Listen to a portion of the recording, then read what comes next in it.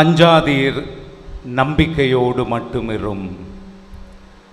இயேசு கிறிஸ்துவில் அன்புக்குரிய சகோதர சகோதரிகளே, உங்கள் அனைவருக்கும் நம்முடைய பங்கின் பாதுகாவலி குழந்தை இயேசுவின் புனித தெரேசா திருவிழா நல்வாழ்த்துக்களை தெரிவித்துக் கொள்ளுகின்றேன். எளிய வழி, அதுதான் இயேசுவுக்கான வழி. நம்பிக்கையாளர்கள் அனைவரும் இந்த எளிய வழியை, அவரவர் வாழ்க்கையில் எளிய வழியை பின்பற்றினால் நிச்சயமாக கடவுளுக்கு உகந்தவர்களாக மாறி மன நிறைவோடு மகிழ்ச்சியோடு எந்த ஒரு சூழ்நிலையிலும் வாழலாம் என்று கற்றுக் கொடுத்த மாபெரும் புனிதை. இந்த ஆண்டு இந்த திருவிழா சிறப்பு பெறுகின்றது. ஏனென்றால் அகில உலக திரு அவை யூபிலி ஆண்டையும் கொண்டாடுகின்றது. இந்த யூபிலி ஆண்டு 2 முக்கியமான அச்சாணிகளால் சுழன்று கொண்டிருக்கின்றது. ஒன்று நம்பிக்கை. இன்றைய நற்செய்தி வாசகத்தில் நாம் கேட்டதை போன்று அச்சப்படாதே, வாழ்க்கையின் எல்லா யதார்த்தத்திலும் அச்சப்பட தேவையில்லை, நம்பிக்கை மட்டும் கொண்டிரு. அந்த நம்பிக்கையின் அடிப்படையில் இரண்டாவதாக வாய்ப்பினை கொடு. உனக்கும் வாய்ப்பினை கொடு, உன்னவர்களுக்கும் வாய்ப்பினை கொடு, உனக்கு அருகில் இருக்கக்கூடிய அனைவருக்கும் வாய்ப்பினை கொடு, மீள் எழுந்து வாருங்கள் என்கின்ற அறைகூவலையும் நமக்கு கொடுக்கின்றது. லேவியர் ஆகமம் 25வது அதிகாரத்தில் விவிலியத்தில் யூபிலியின் அணுகுமுறைகளை இவ்வாறு தான் நாம் வாசிக்கின்றோம். இந்த சூழ்நிலையில் மன நிறைவோடும் நம்முடைய வாழ்க்கையின் செயல்பாடுகள் அனைத்திலும் பிரமாணிக்கத்தோடும் ஆக்கப்பூர்வமாக நாம் செயல்பட்டு வாழ்வதற்குத்தான் திரு அவை நமக்கு 7 அருள் அடையாளங்களை, திருவருள் சாதனங்களை கொடுத்திருக்கின்றது. இந்த 7 திருவருள் சாதனங்களையும் நாம் 3 வகையாக பிரித்து கொள்ளலாம். ஊட்டம் அளிக்கக்கூடிய திருவருள் சாதனங்கள், ஊக்கம் கொடுக்கக்கூடிய திருவருள் சாதனங்கள், உறவினை மேம்படுத்தக்கூடிய திருவருள் சாதனங்கள் என்று. முதலாவதாக ஊட்டம் கொடுக்கக்கூடிய திருவருள் சாதனங்கள், திருமுழுக்கு என்னும் ஞான ஸ்நானம், திடப்படுத்துதல் என்னும் உறுதி பூசுதல், நற்கருணை. இந்த 3 திருவருள் சாதனங்களும் நமக்கு ஊட்டம் அளிக்கின்றன. நம்மில் எத்தனை பேர் மகிழ்ச்சியோடு சிரித்து கொண்டு விருப்பத்தோடு திருமுழுக்கு பெற்றோம் என்று தெரியவில்லை. நூற்றுக்கணக்கான குழந்தைகளுக்கு நான் திருமுழுக்கு கொடுத்திருக்கின்றேன். 7 குழந்தைகள் மட்டும்தான் சிரித்து கொண்டு நான் திருமுழுக்கு கொடுக்கின்ற பொழுது என்னை பார்த்தன. மீதி எல்லாம் ஏன் தொந்தரவு பண்ணுறேன்னு அழுதுகிட்டு தான் இருந்தன. நாமும் ஒருவேளை அழுது கொண்டு தான் இருந்திருப்போம் திருமுழுக்கு பெறுகின்ற பொழுது. ஆனால் ஒவ்வொரு ஆண்டும் பாஸ்கா திருவிழிப்பில் நாம் இந்த திருமுழுக்கின் உறுதிப்பாடுகளை புதுப்பித்துக் கொண்டே வருகின்றோம். நமக்கு தெளிவு ஏற்பட்ட நாளிலிருந்து எரிகின்ற திரியை கையில் பிடித்து அந்த திருமுழுக்கு வாக்குறுதிகளை எல்லாம் புதுப்பித்துக் கொண்டிருக்கின்றோம். இந்த திருமுழுக்கு எந்த நிலையில் நமக்கு ஊட்டம் கொடுக்கின்றது? திருமுழுக்கில் நாம் அனைவரும் கடவுளின் குழந்தைகளாக மாறுகின்றோம். இதுதான் உளவியலின் அடிப்படையிலும் சரி, உள்ளார்ந்த அடிப்படையிலும் சரி, திருமுழுக்கு பெற்றிருக்கக்கூடிய ஒவ்வொரு நம்பிக்கையாளருக்கும் கிறிஸ்தவர்களுக்கும் உள்ளார்ந்த ஊட்டத்தை கொடுக்கக்கூடியது. இன்றைய தலைமுறையினர் நன்றாக புரிந்து கொள்ள வேண்டுமென்றால் gen Z, gen Z, gen alpha, gen beta குழந்தைகள் இப்பொழுதுதான் கை குழந்தைகளாக இருக்கின்றன. புரிந்து கொள்ள வேண்டுமென்றால் திருமுழுக்கானது ஒவ்வொரு நம்பிக்கையாளருக்கும் ஒரு கெத்தை கொடுக்கின்றது. ஒரு கெத் இளைய தலைமுறையினருக்கு நன்றாக புரியும், அடிக்கடி பயன்படுத்தக்கூடிய வார்த்தை. நான் கடவுளின் மகள், நான் கடவுளின் மகன் என்கின்ற அந்த தாழ்ச்சி கொண்ட பெருமிதத்தை கொடுக்கின்றது. நன்றாக கவனித்துக் கொள்ள வேண்டும். தாழ்ச்சி கொண்ட பெருமிதம். என்னுடைய இயல்புக்கு அடிமையாக நான் வாழக்கூடாது, நான் கடவுளுடைய குழந்தை என்கின்ற அந்தஸ்தை இந்த திருமுழுக்கின் வழியாக கொடுத்திருக்கின்றார். எனவேதான் கிறிஸ்துவின் பெயரில் கிறிஸ்தவள் கிறிஸ்தவன் என்று நான் அழைக்கப்படுகின்றேன், நான் பார்க்கப்படுகின்றேன். என்னுடைய வாழ்க்கையின் முறை அந்த பெயருக்கும் அடையாளத்திற்கும் தகுதி கொண்டதாக இருக்க வேண்டும் என்கின்ற உள்ளார்ந்த ஊட்டத்தை நமக்கு கொடுக்கின்றது. நீ சாமானியன் அல்ல, கடவுளுடைய குழந்தை. அப்படி என்றால் உன்னுடைய வாழ்க்கையின் தரத்தை கடவுளுடைய குழந்தைக்கு ஏற்ற வாழ்க்கையாக நீ உயர்த்தி கொள்ள வேண்டும் என்று ஒவ்வொரு ஆண்டும் நமக்கு நினைவுபடுத்தி கொண்டே இருக்கின்றது. இது உள்ளார்ந்த ஊட்டம். திடப்படுத்துதல் என்று அழைக்கப்படக்கூடிய உறுதி பூசுதல். தூய ஆவியானவர் நம்மீது முழுமையாக பொழியப்படுகின்றார். நீ கடவுளுடைய குழந்தை என்கின்ற மேன்மையான நிலையில் இருக்கின்றாய். அந்த நிலையில் நீ எவ்வாறு வாழ வேண்டும் என்பதை அறிவுறுத்துவதற்காக என் ஆவியாரையே உனக்குள் நான் தங்க வைக்கின்றேன். பவுல் அழகாக கூறுவார், நம் உடல் தூய ஆவியாரின் ஆலயம் என்று. திருமுழுக்கும் உறுதி பூசுதலும் பெற்ற ஒவ்வொரு கிறிஸ்தவரும் தூய ஆவியாரை நம்மில் தாங்கிக் கொண்டிருக்கின்றோம் என்பதை மறந்துவிடக் கூடாது. ஆவியானவரே வாரும் வாரும் என்று நாம் அழைப்பதில் அர்த்தமல்ல. ஏனென்றால் ஆவியானவர் ஏற்கனவே நமக்குள் இருக்கின்றார்.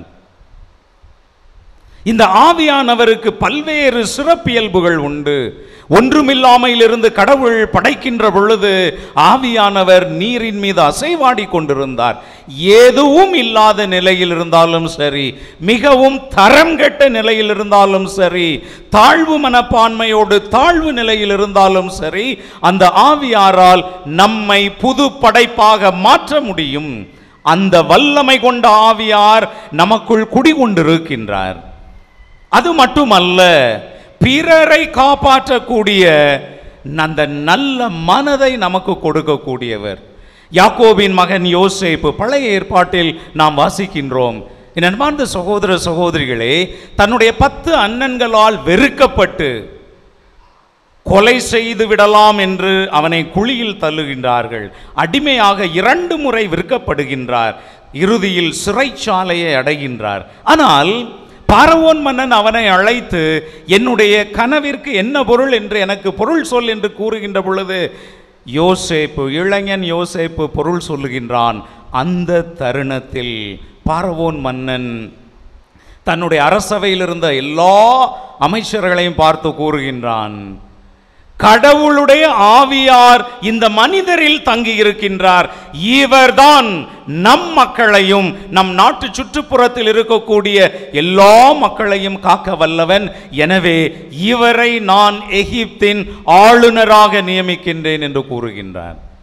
கடவுளை அறியாத ஒரு மாமன்னன் அந்த கடவுளுடைய ஆவியார் யோசேப்பில் இருந்ததை அறிந்து அனைவர் காதிலும் உரைக்கக்கூடிய வண்ணம் கூறி யோசேப்பை பிற மக்களை ஆபத்துக்களிலும் குறிப்பாக பஞ்சத்தின் பட்டினியில் இருந்து காப்பாற்றும் வண்ணம் நியமிக்கின்றார். அந்த ஆவியானவர் தான் பல்வேறு வகையான துன்பங்களின் மத்தியில் யோசேப்பை வழி நடத்தியது. தொடக்க நூல் 41வது அதிகாரத்தில் இதை நாம் முழுமையாக வாசிக்கின்றோம்.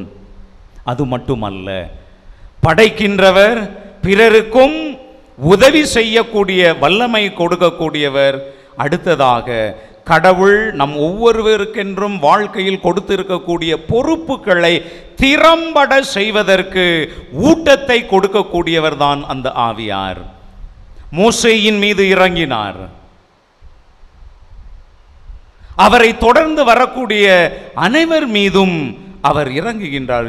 யோசுவா மீது, நீதி தலைவர்களின் மீது, கிதியோன், சிம்சோன் என்பவர்களுடைய பணியின் நேரத்தில் முழுமையாக ஆட்கொண்டு கடவுள் என்ன பணியினை கொடுத்தாரோ அதை சிறப்பாக செய்ய வைக்கின்றார். சவுல், தாவீது 2 மன்னர்களிலும் அந்த ஆவியார் இறங்கி அரசனுக்கு ஏற்ற முறையில் வாழ்வதற்கான ஊட்டத்தை கொடுத்தார். ஒரு சிலர் அந்த ஊட்டத்தை ஏற்றுக்கொள்ளவில்லை. குறிப்பாக சவுல் ஏற்றுக்கொள்ளவில்லை. இறைவாக்கினர்கள் மீதும் அந்த ஆவியார் இருந்தார்.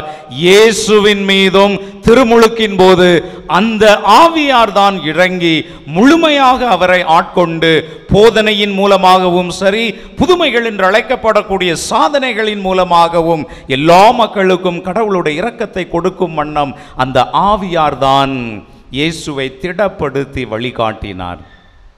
எனவே இந்த ஊட்டம் அளிக்கக்கூடிய இரண்டாவது திருவருள் சாதனம் நாம் ஒவ்வொருவரும் நம்முடைய வாழ்க்கையின் யதார்த்தங்களில் எவ்வாறு செயல்பட வேண்டும், சிந்திக்க வேண்டும், உறவு கொண்டாட வேண்டும் என்று நமக்கு வழிகாட்டக்கூடிய திருவருள் சாதனமாக இருக்கின்றது. இந்த ஊட்டத்தை கொடுக்கக்கூடிய மூன்றாவது திருவருள் சாதனம் நற்கருணை. அந்த பலியில் தான் நாம் பங்கு பெற்றுக் கொண்டிருக்கின்றோம். இது ஒரு பிரசாதம் அல்ல. பல நேரங்களில் இந்த நற்கருணை நமக்குள் சென்று இயேசுவின் உண்மையான பிரசன்னத்தை தாங்கி இருக்கக்கூடிய அந்த நற்கருணையின் இயல்பு நம் உடலின் ஒவ்வொரு பகுதிக்கும் சென்று இயேசுவை போன்று நம்மை மாற்றம் காண வைக்கக்கூடிய ஒரு உன்னதமான உணவாக இருக்கின்றது. பிரசாதம் மட்டுமல்ல, ஓர் அடையாளம் மட்டுமல்ல, அது உணவு. நமக்கு ஊட்டத்தை கொடுக்கக்கூடிய உணவு என்பதை மறந்துவிடக்கூடாது. ஒவ்வொரு முறையும் நாம் நற்கருணையை உட்கொள்ளுகின்ற பொழுது அதனால் ஊட்டம் பெற்றவர்களாக வாழ்கின்றோமா என்பது மிகப்பெரிய கேள்விக்குறி. இரண்டாவது வகை ஊக்கம் கொடுக்கக்கூடியது. என்னதான் கடவுளுடைய மகன் மகள் என்று அழைக்கப்பட்டாலும் சரி, என்னதான் தூய ஆவியார், வல்லமை மிக்க தூய ஆவியார் நம்மில் இருந்தாலும் சரி, திருப்பலியில் பங்கு பெறுகின்ற பொழுதெல்லாம் நற்கருணை உட்கொண்டாலும் சரி, நம்முடைய மனித இயல்பு நம்மை அவ்வப்பொழுது கீழே இழுத்து விழ வைக்கும். பாவத்தின் வழியாக, சோம்பேறித்தனத்தின் வழியாக, கடமை அற்றவர்களாக நம்மை சீரழித்து கொண்டே இருக்கும் மனித இயல்பு. நாம் தவறுகின்ற நேரத்தில் மீண்டும் கடவுள் இந்த திருவருள் சாதனங்களின் வழியாக நீ ஊக்கம் பெற்றுக்கொள்ள வேண்டும். பாவ சங்கீர்த்தனம் என்று அழைக்கப்படக்கூடிய ஒப்புரவொருள் சாதனம். என் அன்பார்ந்த சகோதர சகோதரிகளே, 1980கள் 90கள் வரை நான் பார்த்திருக்கின்றேன். ஒவ்வொரு பங்கு ஆலயத்திலும் சனிக்கிழமை மாலை பாவ சங்கீர்த்தனத்திற்கென்று பலர் வரிசை கட்டு நிற்பார்கள். இன்று அது எங்கே சென்றது? தவறுகின்றோம், அது நம்முடைய இயல்பு. கடவுள் நம்மை புறக்கணிக்கின்றாரா? நிச்சயமாக இல்லையே. மீண்டும் வா, உனக்கு மீண்டும் ஊக்கத்தை கொடுப்பதற்காக 2 திருவருள் சாதனங்களை வைத்திருக்கின்றேன். ஆண்டிற்கு ஒரு முறை நல்ல பாவ சங்கீர்த்தனம், அது திருச்சபையின் கட்டளை.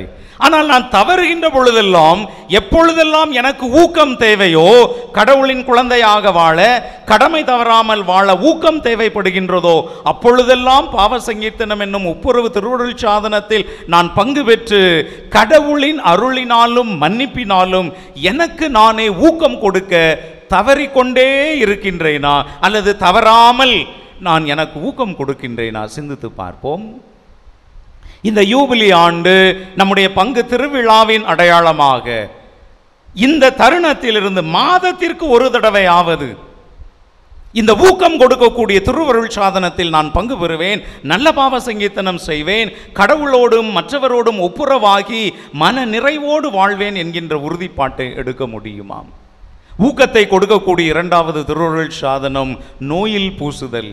அது அவஸ்தை பூசுதல் அல்ல, அல்லது இறப்பிற்கு முன்பாக கொடுக்கப்படக்கூடிய சடங்கு அல்ல. நோயில் பூசுதல். கடவுளுக்கு திருவுளமானால் இந்த நபர் இந்த நோயிலிருந்து விடுபட்டு மீண்டும் திரு அவையோடு இணைந்து சாட்சியம் பகர வேண்டும் என்றுதான் அந்த திரு எண்ணெயை பூசுகின்ற பொழுது அந்த ஜெபமானது கடவுளிடம் மன்றாடுகின்றது. கடவுளுக்கு சித்தமானால் மீண்டும் நான் ஊட்டம் பெற்று, உடலிலும் உள்ளத்திலும் ஊட்டம் பெற்று வாழ வேண்டும் என்று. அதில் கத்தோலிக்க குடும்பங்கள் பெரும்பாலும் தவறுவது கிடையாது. தளர்ச்சியுறக்கூடிய நேரங்களில் குழந்தைகள் உடனடியாக பங்கு தந்தையிடம் சென்று என்னுடைய தாய்க்கு, என்னுடைய தந்தைக்கு, என்னுடைய உறவினருக்கு நோயில் பூசுதல் கொடுக்க முடியுமா, நற்கருணை கொடுக்க முடியுமா என்று நம்மில் பலர் உடனடியாக அந்த திருவருள் சாதனத்திற்கு முன்னுரிமை கொடுக்கின்றோம். 2 திருவருள் சாதனங்கள் ஊக்கம் கொடுக்கக்கூடியவை. இவை எத்தனை முறை வேண்டுமென்றாலும் நாம் பெற்றுக்கொள்ளலாம். குறைந்தது பாவ சங்கீர்த்தனம் என்று அழைக்கப்படக்கூடிய அந்த ஒப்புரவு திருவருள் சாதனத்தில் வாரத்திற்கு ஒரு முறை, இல்லை என்றாலும் சரி மாதத்திற்கு ஒரு முறை, அல்லது எனக்கு வசதி கிடைக்கின்ற பொழுது நான் கட்டாயம் நல்ல பாவ சங்கீர்த்தனம் செய்து எனக்கு நானே ஊக்கம் கொடுப்பேன். கடவுள்தான் அந்த ஊக்கத்தை மன்னிப்பின் வழியாக கொடுக்கின்றார் என்பதை புரிந்து நான் கொண்டாட முடியுமாம். இறுதியாக மூன்றாவது வகையான திருவருள் சாதனங்கள், இவை உறவுகளை மேம்படுத்தும் திருவருள் சாதனங்கள். திருமணம், குருத்துவம். என் அன்பார்ந்த சகோதர சகோதரிகளே, இந்த இரண்டு திருவருள் சாதனங்களும் மனிதர் மத்தியில் உறவினை மேம்படுத்துவதற்காக கடவுள் கொடுத்திருக்கக்கூடிய திருவருள் சாதனங்கள். இன்றைய தேர்ப்பவனி எல்லாம் இருக்கின்றது. உங்களை கேள்வி கேட்டு நேரத்தை விரயமாக்க நான் விரும்பவில்லை. திருமணத்தை நிறைவேற்றக்கூடியவர்கள் யார்? மணமகனும் மணமகளும். குருவானவர் அல்ல, ஆயர் அல்ல. குருவானவரும் ஆயரும் திரு அவையின் சார்பாக இருக்கக்கூடிய சாட்சிகள் மட்டுமே. ஒரு முறைதான். ஆனால் இந்த திருவருள் சாதனத்தை கணவனும் மனைவியும் ஒவ்வொரு நாளும் புதுப்பித்துக் கொண்டிருக்கின்றார்களா? குருவை அழைக்க தேவையில்லை, ஆயரை அழைக்கவும் தேவையில்லை. இந்த திருமணம் என்னும் திருவருள் சாதனத்தின் அருளை புதுப்பித்துக் கொள்ள கணவன் மனைவியிடம் புதுப்பித்துக் கொள்ள வேண்டும், மனைவி கணவனிடம் புதுப்பித்துக் கொள்ள வேண்டும். இந்த திருமண அருள் என்பது மிக மிக முக்கியமானது. அன்பை மட்டுமே மையமாக கொண்டிருக்கக்கூடிய திருவருள் சாதனம் என்பதை மறந்துவிடக்கூடாது. திருமணமான என் அன்பார்ந்த கணவர்களே, மனைவியரே, இவ்வாண்டு இந்த யூபிலி ஆண்டு இந்த திருவிழாவின் நினைவாக நாளை காலையிலிருந்து, ஏன் இன்று இரவிலிருந்தே உங்களுடைய திருமண அருளை ஒருவரோடு புதுப்பித்துக் கொள்ள முடியுமாம். காலையில் எழுந்தவுடன் காலை வாழ்த்து என்பதை சொல்வதை விட்டுவிட்டு என் அன்பார்ந்த மனைவியே வணக்கம், என் அன்பார்ந்த கணவனே வணக்கம் என்று கூறுகின்ற பொழுது அந்த திருமண பந்த வாசம் உங்களில் மீண்டும் மீண்டும் ஒவ்வொரு நாளும் உறுதிப்படுத்தப்படுகின்றது என்பதை மறந்து விடாதீர்கள்.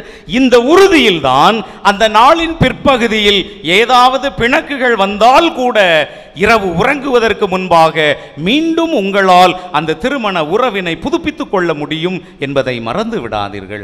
ஒவ்வொரு நாளும் குறைந்தது தொலைபேசி வழியாகவாவது, ஒருவேளை கணவனோ மனைவியோ வெகு தொலைவில் பணியாற்றி கொண்டிருந்தால் செய்ய முடியுமா? எழுந்து கணவன் தன்னுடைய மனைவியை பார்க்கின்ற பொழுது, மனைவி தன் கணவனை அந்த நாளில் முதலில் பார்க்கின்ற பொழுது, என் அன்பு கணவனே, என் அன்பு மனைவியே, இந்த நாள் நல்ல நாளாக இருக்கட்டும் என்று இதை மட்டும் சொல்லி பாருங்கள்.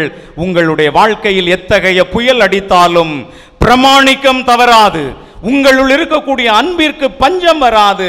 அதே போன்று இந்த ஒருமைப்பாட்டில் வாழ்கின்ற பொழுது உங்களுடைய குழந்தைகள் வளருவதற்கு ஏற்ற இல்லமாக மாற்றிக்கொண்டிருப்பீர்கள். அதை செய்ய முடியுமாம். இதே போன்றுதான் குருத்துவம்.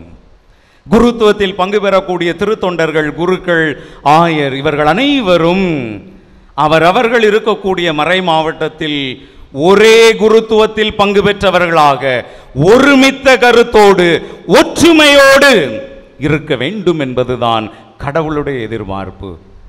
ஊனும் பிரஸ்பிதேரும் என்று லத்தீன் மொழியில் அழகாக கூறுவார்கள்.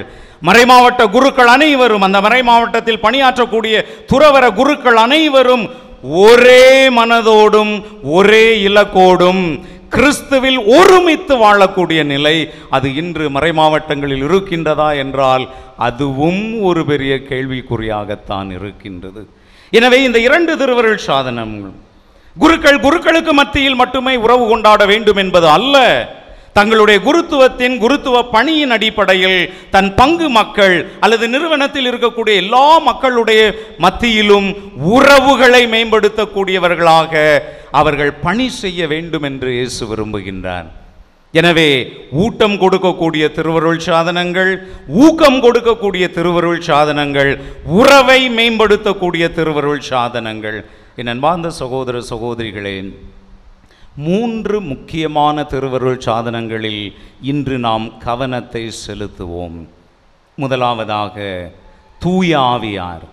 திடப்படுத்துதல், உறுதி பூசுதலின் வழியாக நாம் பெற்றுக்கொண்ட தூய ஆவியார் நம்முடைய வாழ்க்கையின் செயல்பாடுகளை நாம் நிறைவேற்றுவதற்கு முன்பாக, என்னில் இருக்கும் தூய ஆவியாரே எனக்கு தெய்வீக ஒளியை கொடுத்தருளும், நான் என்ன செய்ய வேண்டும் என்பதை என்னில் புலப்படுத்தும், அதை செய்வதற்கு தேவையான திராணியை, சக்தியை எனக்கு கொடும் என்று ஒவ்வொரு நாளும் ஒவ்வொரு செயலுக்கு முன்பாக தூய ஆவியாரிடம் நமக்குள்ளே மன்றாடி அந்த செயல்பாட்டினை நாம் செய்ய முடியுமாம்.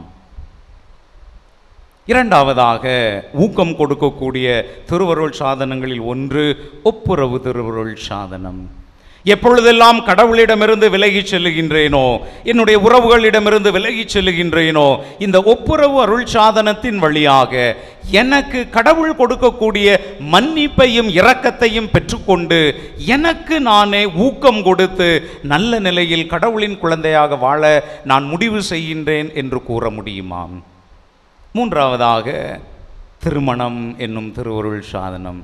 என் அன்பார்ந்த கணவர்களே, மனைவியரே, ஒவ்வொரு நாளும் உங்கள் திருமண அருளை புதுப்பித்து கொள்ளுங்கள். அது மிக மிக முக்கியமானது. உங்கள் கணவருக்காக நீங்கள் முழங்காலில் இருந்து வேண்டுங்கள், உங்கள் மனைவிக்காக நீங்கள் முழங்காலில் இருந்து வேண்டுங்கள். அது மிக மிக முக்கியமானது. விவிலியத்தில் எத்தனையோ பகுதிகளில் நாம் பார்க்கின்றோம். தொடக்க நூல் 25வது அதிகாரம் 21 வாசிக்கின்ற பொழுது, தன் மனைவி எங்களுக்கு குழந்தை இல்லை என்பதற்காக ஈசாக்கு முழங்காலில் இருந்து தன் மனைவிக்காக வேண்டினான் என்று வாசிக்கின்றோம். தொபியா, சாரா இருவரும் ஒருவருக்காக மன்றாடுகின்றார்கள். ஏதோ ஒரு தீய சக்தி என் மனைவியை இத்தனை ஆண்டுகள் ஆட்டி படைத்து கொண்டிருக்கின்றது, அந்த ஆவியிலிருந்து அவளை விடுவித்தருளும், நாங்கள் இருவரும் மகிழ்ச்சியான கணவன் மனைவியாக வாழ வேண்டும் என்று அடுக்கிக் கொண்டே போகலாம். எனவே இந்த திருமண அருளையும் நீங்கள் ஒவ்வொரு நாளும் புதுப்பித்து கொள்ளுங்கள். அது நல்ல முறையில் கிறிஸ்தவ வாழ்க்கையையும் இந்தியாவில் நல்ல முறையில் குடிமகளுக்கான வாழ்க்கையையும் இந்த சமுதாயத்தில் அனைவரும் வியக்கும் வண்ணம், அனைவருக்கும் நாம் உதவி செய்யக்கூடிய வண்ணம் மிகச்சிறந்த குடிமக்களாகவும் நம்மை வாழ வைக்கும் என்பதை மறந்துவிடக்கூடாது. எனவே இந்த திருவருள் சாதனங்கள் அடையாளங்கள் மட்டுமல்ல, சடங்குகள் மட்டுமல்ல, கொண்டாட்டங்கள் மட்டுமல்ல, நம்மை கடவுளின் குழந்தைகளாக வாழ்விக்க கூடிய வல்லமை கொண்டவை என்பதை மறந்துவிடாமல் ஒவ்வொரு திருவருள் சாதனத்திலும் நாம் ஊட்டம் பெற்று ஊக்கம் பெற்று உறவில் வளர்வோம். அதுவே நம்முடைய பாதுகாவலி குழந்தை இயேசுவின் தெரேசாவுக்கு நாம் கொடுக்கக்கூடிய மிகப்பெரிய காணிக்கையாக இருக்கும். இந்த சிறிய வழி, திருவருள் சாதனங்களின் வழியாக வாழக்கூடிய வழி, உறவினை முக்கியப்படுத்தி வாழக்கூடிய வழி அவருக்கும் உகந்ததாக இருக்கும், கடவுளுக்கும் உகந்ததாக இருக்கும், நமக்கும் பிறருக்கும் உகந்ததாக இருக்கும். அந்த துணிவு நம்மிடம் இருக்கின்றதா? இன்னும் சில நிமிடங்களில் ஊட்டத்தை கொடுக்கக்கூடிய நற்கருணையை நாம் உட்கொள்ள இருக்கின்றோம். இதனால் ஆற்றல் பெற்று இந்த திருவருள் சாதனங்கள் நமக்கு கொடுக்கக்கூடிய வலிமையோடு கடவுளுடைய குழந்தையாக வாழ்வதற்கு முன்வருவோம்.